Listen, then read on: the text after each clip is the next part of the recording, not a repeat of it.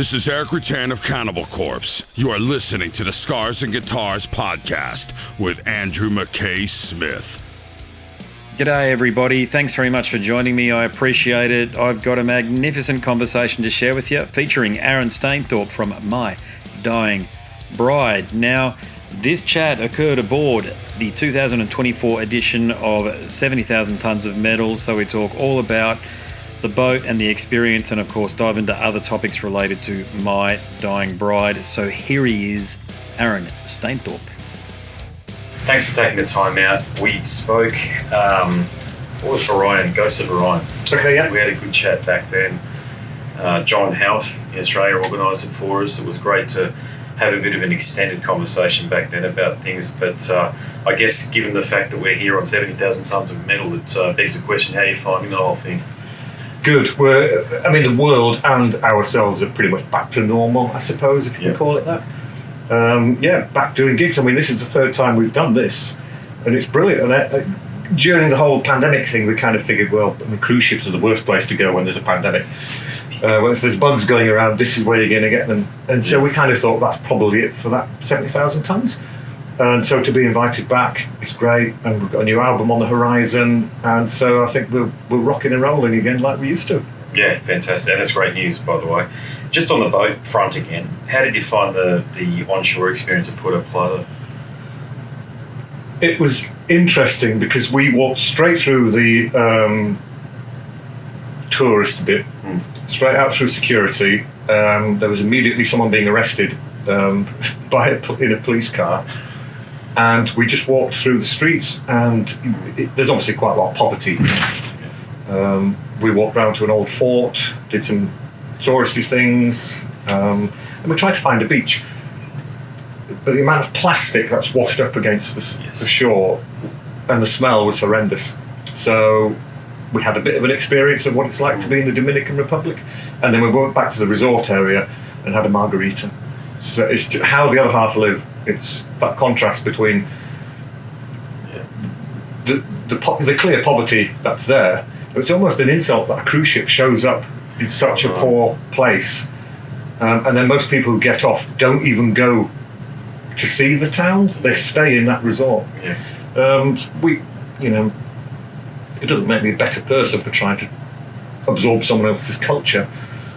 But I like to, I'm a man of the world. I grew up in Germany. I've lived all over the place, and I like to experience other people's cultures. It wasn't great, but it is what it is. Yeah, I'm really glad you gave me that response, actually, because I felt something similar. I went on a walking tour. Now, my wife's family, her mother's family are from the Philippines. God, it reminded me of the Philippines. Right. And just that juxtaposition of, what do you call it, obscene wealth, but clear wealth, and just seat of your pants style poverty. Is on display there, and as somebody in the Philippines explained to me, it's like we still want the tourists, we still want people to come, because if you don't, then we have absolutely nothing. Yeah. I suppose that makes some sense. There's the paradox around it, isn't it? Yeah, I believe the first time we did this, we went to Grand Cayman. That was actually quite nice. The second time we went to Jamaica, and they almost wouldn't allow us out of the port because they said it's too dangerous. There's guns everywhere and poverty. So we hired a minibus and went to Montego Bay. But going from the port to Montego Bay, it was awful. It's not what you see on TV. When people talk about Jamaica, you want golden sands and palm trees, which we got when we got to Montego Bay, which had secure entrance, armed guards. When they came on board, they checked all our paperwork, made sure we weren't locals, and then they allowed us in, and then they closed the big gates behind us, Jurassic Park style. Yeah. And we just thought, that's very, very odd. The locals are not allowed anywhere near that.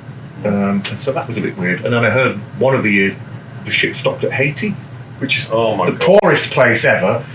And violent. Again, you sort of think, well, that's... Why are you doing that? But then if the ship doesn't come, the money doesn't come. Oh my God. It must have been before the earthquake, though. I couldn't imagine that they would have done it afterwards. No. Yeah. Horrendous, yeah. Well, talking about horrendous countries, Australia. When are you coming to visit us again? Well, we've never been. We've never been to Australia. We've never been to Japan. We've been to South America once. There's a lot of American tourists here, and when are you coming? The last time we played America was Maryland Death Fest a few years ago. Yeah. We did tour with Ronnie James Dio back in 1996. We've never been invited to Australia or Japan, and I've just been chatting with the Catatonia boys.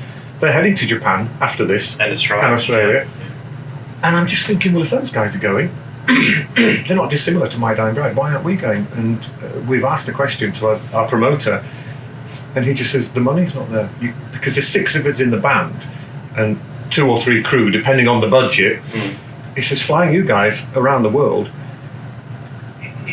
We don't need to make a profit to do gigs, but we'd like to break even, so we're not paying to get there. And he just says, I can't find a venue that's willing to take you for the fee we need to get you there and back. So it's all right, we get loads of Australia fans saying, why aren't you coming? And our promoter blames it. He says ticket prices just won't do it. That's crazy. Yeah, I had it in the back of my mind that you had toured sometime in the early 2000s. Never been. There you go. Okay. Well, so I hope that changes. I mean, like I say, we've got a new album out. We're on Nuclear Blast. I don't know if it's got anything to do with... We're on Peace Hill for 25 years. We're now on Nuclear Blast. We're kind of hoping maybe we can piggyback with someone else, Paradise Lost or something like that, because we've just done 2 great shows with Paradise Lost. We've known them forever. We did London and Bradford, like a homecoming thing. Both gigs sold out. Everyone got on like a house on fire. And I actually saw Paradise Lost manage it, and I said, why don't we take this on tour? And hopefully they might be thinking about it. Well, I know Anathema aren't doing their thing these days, but they only came 3 or 4 years ago and they got more members than you guys. Well, I will play anywhere. Yeah. I'm a man of the world. I will go anywhere. I know it's not you guys. It's just, the situation business-wise doesn't align. But you have fans in Australia. You know that. Yeah, of course. Okay, you know that. And you see the T-shirts still. The guys like me, 45, 50, you see them in the crowd. They're the old school, Like Gods of the Sun T-shirt or what have you. You see them around. They're there. But I can't explain it. It's I don't get involved with gigs and stuff because it's too much maths and it's not my cup of tea. Turn Loose the Swans, and I've mentioned Like Gods of the Sun. As far as I'm concerned, they're your classic albums, but you've got many, okay? You're one of those bands where you have epochs, okay? But have you been asked, a la Sodom, where they're doing Age and Origin, have you guys been asked to do an album? Only once, for Roadburn Festival in Holland. Great, yeah. They get the weirdest, most wonderful things, and they asked us to do Turn Loose the Swans. I can't remember how long ago now it was. And we just said, yes, why not? But no one else has asked us, so we are happy to do an album from start to finish, but only one person has ever asked us to do it, so we've only done it once. I must have a perception of you guys being this grand almighty heavy metal act that is everybody should covet or what have you, but I say that with great respect. I just would have thought that the promoters would have been knocking on your door and saying, you got these albums, let's do it. They're not knocking loud enough. We will do it, but no one's asked. There you go. Okay. Well, on that note about potentially what might be coming up, so you already mentioned at the start of the conversation that an album is on the horizon. It is. So can you tell us about that? Yeah, it's recorded. We recorded it in Yorkshire. And it's our second album for Nuclear Blast. And I believe it's out on April the 19th, I think. Unless there's any complications. And it's called Immortal Binding. 7 songs. And I think it's rather good. But that's just my opinion, of course. And it's the first album that Neil, our guitar player, has been involved with writing and recording. Okay. He joined just as we were putting the finishing touches to Ghost of Orion. I think there's a bit of twiddly guitar that he may have contributed on that album, but this one is the full. He's helped write it, he's helped record it, and he's just been judging the belly flop competition. His face is bright red. He's been in the sun for far too long. So it's nice to have him on the album as well. He's bringing some really good riffs to the party. Okay. And I hope when it comes out, people will enjoy it.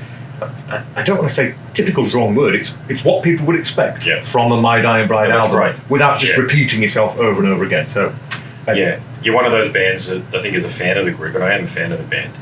You just hope you don't change. Well, we know what we're doing. Yeah. Why mess with it? Why mess with that? We've put all the ingredients together and we create nice things. We think are nice. If we start messing with it too much, which arguably we did with 34.788%, some people think that was a little bit of an extreme move from tradition for us. I don't think it was. But you know what you're good at. Yeah. And we're going to stick to what You're we're bloody good at it. Yeah, exactly. Yeah, exactly. God, I've just been given the knock at the door there. But obviously, things are going really well with Nuclear Blast, and I'll make that the last question for you.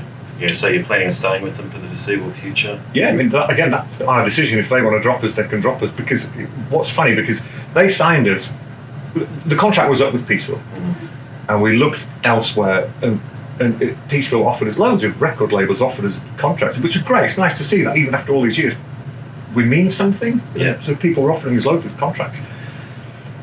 We felt we'd reached a plateau with Peaceful. We couldn't get any higher, and we thought we still had more to give. So we wanted a bigger label who could push us further, which is exactly what we did. And we're still best friends with Peaceful, but we needed more. So we went to Nuclear Blast, and the relationship's been great because we went out for a meal with them and we said, we're not going to change. You do realise that, don't you? And they said, that's exactly what we wanted to hear. Don't write 3-minute radio-friendly songs. Just carry on doing what you're doing. Yeah. So it's great. So far, so good. But I've heard that they've been taken over by some French dance label. Oh my God, okay. And so now some of the key decisions are probably not Nuclear Blasts. They're the money makers and the pen pushers at a bigger label. So if we get dropped, I mean, there's no talk of it, but if we get dropped, it won't be because Nuclear Blast don't like us anymore. It'll be because the pen pushers consider us to be. Well, God help the world if you guys start playing French dance music. There you go. I know, yeah, that would be weird. I better wrap it up. Thanks so much for your time. Oh, my pleasure. Appreciate Thank you. Yeah. Cheers. Anytime. Well, there you have it. What a great conversation with Aaron from My Dying Bride.